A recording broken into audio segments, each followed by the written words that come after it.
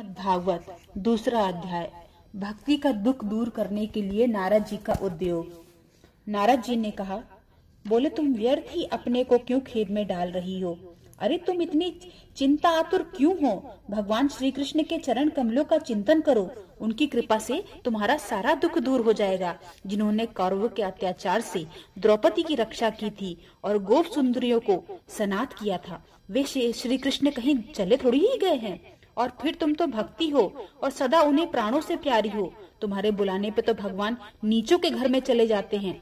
सत्य, त्रेता और द्वापर, इन 3 युगों में ज्ञान और वैराग्य मुक्ति के साधन थे, किंतु कलयुग में तो केवल भक्ति ही ब्रह्म सायुज्य की मुक्ति प्राप्त कराने वाली है। यह सोचकर भी परमानंद चिन्ह मूर्ति ज्ञान स्वरूप श्री हरि ने अपने सत्य स्वरूप से तुम्हें रचा है। तुम साक्षात श्री कृष्ण चंद्र के प्रिया और परम सुंदरी हो। एक बार जब तुमने हाथ जोड़कर पूछा था कि मैं क्या करूं, तब भगवान ने तुम्हें यही आज्ञा दी थी कि मेरे भक्तों का पोषण करो। तुमने भगवान की यह आज्ञा स्वीकार कर ली। इससे तुम पर श्री हरि बहुत प्रसन्न हुए और तुम्हारी सेवा करने के लिए मुक्ति को तुम्हें दासी के रूप में दे दिया और इन ज्ञान वैराग्य पुत्रों के रूप में। तुम अपने साक्षात स्वरूप को वैकुंठ धाम में ही भक्तों का पोषण करती हो। भूलोक में तो तुमने उनकी पुष्टि के लिए केवल छाया रूप का धारण कर रखा है। तब तुम मुक्ति, ज्ञान और वैराग्य को साथ लिए पृथ्वी तल पर आई थी और सतयुग से द्वापर पर्यंत बड़े आनंद से रही। कलयुग में तुम्हारी दासी मुक्ति पाखंड रूप से रोग से पीड़ित होकर छीड़ होने लगी है, इसलिए वह तो तुरंत ही तुम्हारी आज्ञा से वैकुंठ लोक को चली गई है। इस लोक में भी तुम्हारे स्मरण करने से वह आती है और फिर चली जाती है, किंतु इस ज्ञान वैराग्य को तुमने पुत्र मानकर अपने पास ही रख लिया है। फिर भी कलयुग में इनकी उपेक्षा होने के कारण तुम्हारे ये पुत्र उत्साहहीन और वृद्ध हो गए हैं। फिर भी तुम चिंता ना करो, मैं इनके नवजीवन का उपाय सोचता हूँ। समुखी, कलिकी के समान कोई भी युग नहीं है।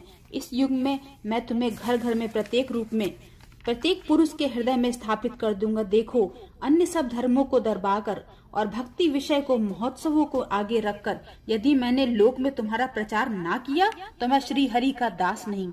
इस कलयुग में जो जीव तुमसे युक्त होंगे वे पापी होने पर भी बेखटक भगवान श्री कृष्ण के अभय धाम को प्राप्त होंगे। जिनके हृदय में निरंतर प्रेम रूपणी भक्ति निवास करती है वे शुद्धांत अंतःकरण प्रेम रूपणी भक्ति निवास करती है वे शुद्धांतकरण पुरुष स्वप्न में भी यमराज को ही नहीं देखते हैं। जिनके हृदय में भक्ति महारानी का निवास है उन्हें प्रेत, पिशाच, राक्षस या दैत्य आदि स्पर्श करने में भी समर्थ नहीं हो सकते हैं।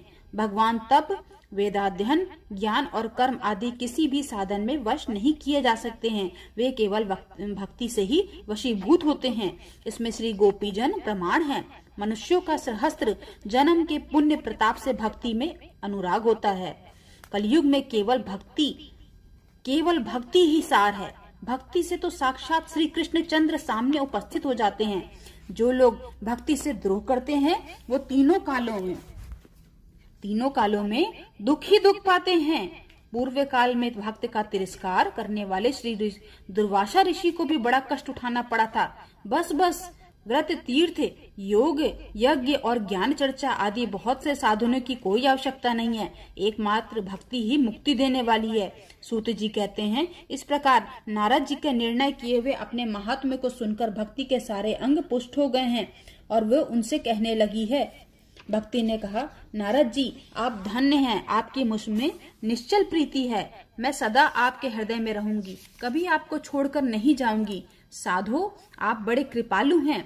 आपने क्षण भर में मेरा सारा दुख दूर कर दिया है, किंतु अभी मेरे पुत्रों में चेतना नहीं आई है। आप इन्हें शीघ्र ही सचेत कर दीजिए, जगा दीजिए। सूत जी कहते हैं, भक्ति के ये वचन सुनकर नारद जी को बड़ी करुणा आई और वे उन्हें हाथ से हिला डुलाकर जगाने लगे। फिर उनके कान के पास मुंह लगाकर जोर से कहा, ओ ज्ञान जल्दी जग पड़ो, ओ वैराग्य जल्दी जग पड़ो। फिर उन्होंने वेद ध्वनि, वेदांत घोष और बार बार गीता पाठ करके उन्हें जगाया। इससे वे जैसे तैसे बहुत जोर लगाकर उठे, किंतु आलस के कारण वे दोनों जम्हाई लेते रहे, नेत्र उघाड़ कर देख भी ना सके। उनके बाल बगुलों की तरह सफेद हो गए थे। उनके अंग प्रायः सूख काट के समाज निस्तेज और कठोर हो गए थे। इस प्रकार भूख प्यास के मारे अत्यंत दुर्बल होने के कारण उन्हें फिर सोते देखकर नारद जी को बड़ी चिंता हुई और वे सोचने लगे, अब मुझे और क्या करना चाहिए। इनकी यह नींद और इससे भी बढ़कर इनकी वृद्धावस्था कैसे दूर हो। शौनक जी इस प्रकार चिंता करते करते वे भगवान का स्मरण करने लगे। उसी समय यह आकाशवाणी हुई कि मुने, खेद मत करो, तुम्हारा यह उद्योग निसंदेह सफल होगा। देवऋषि, इसके लिए तुम एक सत्कर्म करो। वह कर्म तुम्हें संत शिरोमणि महाअनुभाव बताएंगे। उस सत्कर्म का अनुष्ठान करते ही क्षण भर में उनकी नींद और वृद्धावस्था चली जाएगी और सर्वत्र भक्ति का प्रसार होगा। यह आकाशवाणी वहां सभी को साफ साफ सुनाई दी। इससे नारद जी को बड़ा विस्मय हुआ और वो कहने लगे, मुझे तो इसका कोई कुछ भी आशय समझ में नहीं आया। नारद जी बोले, इस आकाशवाणी ने भी गुप्त रूप में बात कही है। यह नहीं बताया कि वह कौन सा साधन किया जाए जिससे इनका कार्य सिद्ध हो। वे संत न जाने कहाँ मिलेंगे और किस प्रकार उस साधन को बताएंगे। अब आकाशवाणी ने जो कुछ कहा है उसके अनुसार मुझे क्या करना चाहिए। श्री सूत जी कहते हैं, शौनक जी तब ज्ञान वैराग्य दोनों को वहीं छोड़कर नारद मुनि वहां से चल पड़े और प्रत्येक तीर्थ में जा जाकर मार्ग में मिलने वाले मुनीश्वरों से वह साधन पूछने लगे। उनकी यह बात को सुनते तो सब थे, किंतु उनके विषय में कोई कुछ भी निश्चित उत्तर ना देता।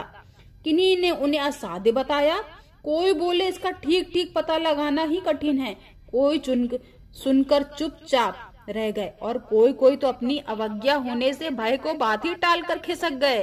त्रिलोकी में महान आश्चर्यजनक हाहाकार मच गया। लोग आपस में कानाफूसी करने लगे। भाई, जब वेद ध्वनि, वेदांत घोष और बार बार गीता पाठ सुनाने पर भी भक्ति, ज्ञान, वैराग्य ये तीनों नहीं जगाए जा सके, तब और कोई उपाय नहीं है। स्वयं योगी राज नारद जी को भी जिसका ज्ञान नहीं है, उसे दूसरे संसारी लोग कैसे बता सकते हैं। इस प्रकार जिन जिन ऋषियों से इसके विषय में पूछा गया, उन्होंने निर्णय करके यही कहा कि यह बात दुस्साध्य ही है। तब नारद जी बहुत चिंता आतुर हुए और बद्री वन में आए। ज्ञान वैराग को जगाने के लिए वहां उन्होंने यह निश्चय किया कि मैं तप करूंगा। इसी समय उन्हें अपने सामने करोड़ों सूर्यों के समान तेजस्वी सनकादि मुनीश्वर दिखाई दिए। उन्हें देखकर वे मुनि श्रेष्ठ कहने लगे। नारद जी ने कहा, महात्माओं, इस समय बड़े भाग्य से मेरा आप लोगों के साथ समागम हुआ है। आप मुझ पर कृपा करके शीघ्र ही वह साधन बताइए। आप सभी लोग बड़े योगी, बुद्धिमान और विद्वान हैं। आप देखने में 5-5 वर्ष के बालक जान पड़ते हैं, किंतु पूर्वजों के भी पूर्वज। आप लोग सदा वैकुंठ धाम में निवास करते हैं, निरंतर हरि कीर्तन में तत्पर रहते हैं, भगवान वल का लीला का अमृत का रसा स्वादन करके सदा उसी में उन्मत्त रहते हैं और एकमात्र भगवत कथा ही आपके जीवन का आधार है। हरि शरणम, भगवान ही हमारे रक्षक हैं। यह वाक्य मंत्र सर्वदा आपके मुख में रहता है। इसी से काल प्रेरित वृद्धावस्था भी आपको बाधा नहीं पहुंचाती है। पूर्व काल में आपके भंग मात्र से भगवान विष्णु के द्वारपाल जय और विजय तुरंत पृथ्वी पर गिर गए थे और फिर आपकी कृपा से पुनः वैकुंठ लोक पहुंच गए। धन्य है, इस समय आपका दर्शन बड़े सौभाग्य से हुआ है। मैं बहुत दीन हूँ और आप लोग स्वभाव से ही दयालु हैं, इसलिए मुझ पर आपको अवश्य कृपा करनी चाहिए। बताइए, आकाशवाणी ने जिसके विषय में कहा है वो कौन सा साधन है और मुझे किस प्रकार उसका अनुष्ठान करना चाहिए। आप इसका विस्तार से वर्णन कीजिए। भक्ति, ज्ञान और वैराग्य को किस प्रकार सुख मिल सकता है और किस तरह उनकी प्रेम पूर्वक सब वर्णों में प्रतिष्ठा की जा सकती है। सनकादि जी ने कहा, देव ऋषि, आप चिंता न करें, मन में प्रसन्न हों। उनके उद्धार का एक सरल उपाय पहले ही विद्यमान है। नारद जी, आप धन्य हैं। आप विरक्तों के शिरोमणि हैं, श्री कृष्ण दासों के शाश्वत पथ प्रदर्शक और भक्ति योग के भास्कर हैं। आप भक्ति के लिए जो उद्योग कर रहे हैं, या आपके लिए कोई आश्चर्य की बात नहीं समझनी चाहिए। भगवान के भक्त के लिए तो भक्ति का सम्यक स्थापना करना सदा ही उचित है। ऋषियों के ने संसार में अनेकों मार्ग प्रकट किए हैं, किंतु वे सभी कष्ट साध्य हैं और परिणाम में प्रायः स्वर्ग की ही प्राप्ति कराने वाले हैं। अभी तक भगवान की प्राप्ति कराने वाला मार्ग तो गुप्त ही रहा है। उसका उपदेश करने वाला पुरुष प्रायः भाग्य से ही मिलता है। आपको आकाशवाणी ने जिस सत्कर्म का संकेत किया है उसे हम आपको बतलाते हैं। आप प्रसन्न और समाहित चित्त होकर सुनिए।